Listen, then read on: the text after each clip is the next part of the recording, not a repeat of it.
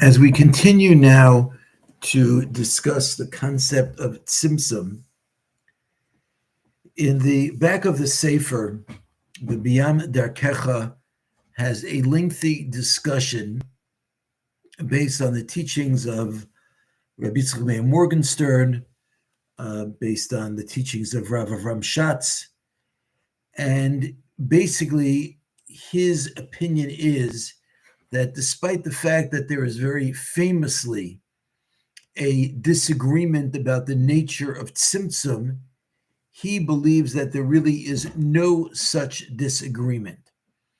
I'm going to elaborate a little bit. Generally speaking, the way this machlokes is presented is that the Gra believed in Tzimtzum kipshuto, meaning that God literally removed his presence from a certain area, and in the absence of God's presence, that's where creation as we know it was able to take place. Whereas the Baal HaTanya disagreed, and the Baal HaTanya was of the opinion that there is no such thing as Tzimtzum kipshuto, that God never removed his presence from any area, and all that God did was he created a perception as if his presence was removed.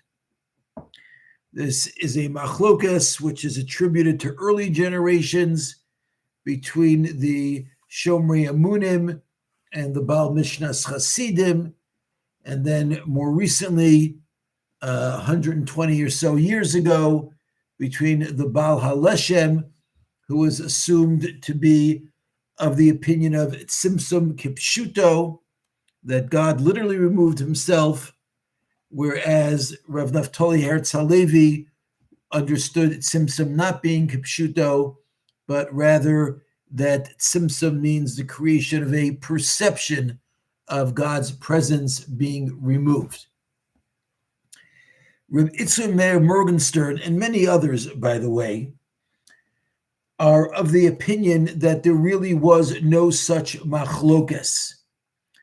In the Sefer Nefesh at Tzimtzum, Avinoam Frankel wants to suggest that this was more a machlokes in semantics than anything actual.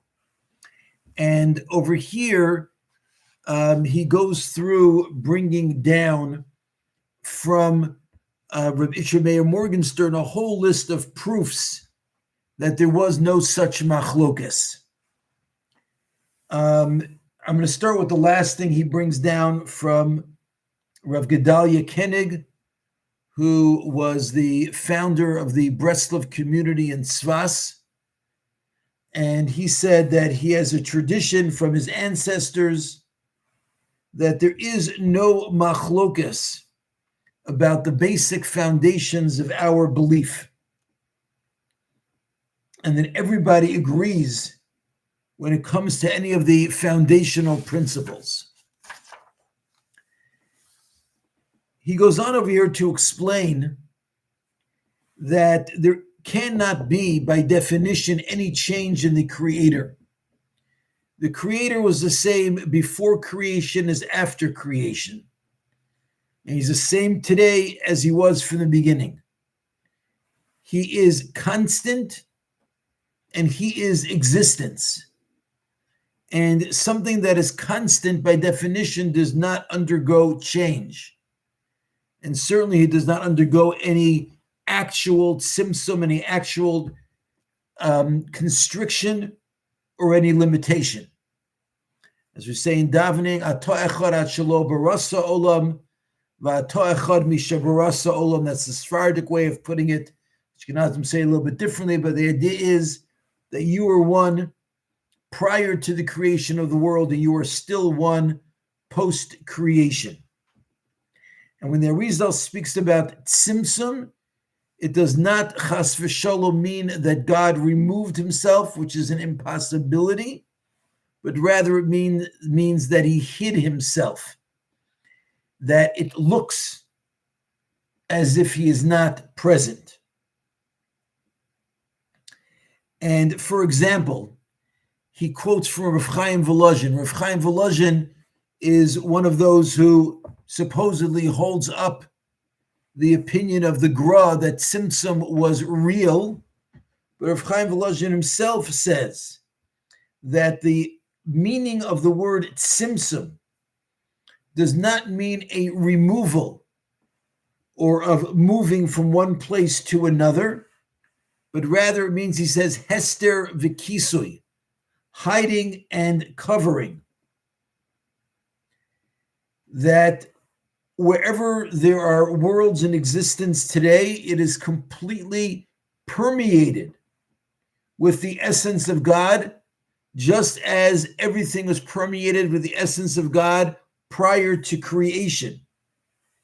But is in a state of tzimtzum, Rav Chaim Volozhin said, meaning in a state of hiddenness, and it is hidden from our comprehension.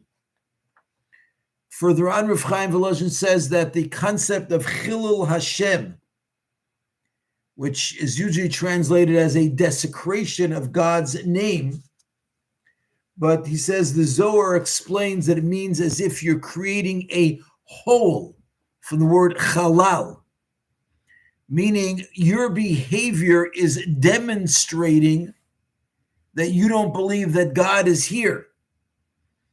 Because if you believe that God was present, then you wouldn't be behaving in the way that you're behaving. But it's again something, a perception that you are creating with your behavior. And Tzimtzum in general, again, is only a matter of perception. Furthermore, he quotes Rav Mendel of Shklov, another student of the Gaon of Vilna, who says that whenever we speak about Tzimtzum, it just means from our perspective. But from God's perspective, everything is one. Ein od milvado, there is nothing other than he, and that is true both prior to creation and post-creation.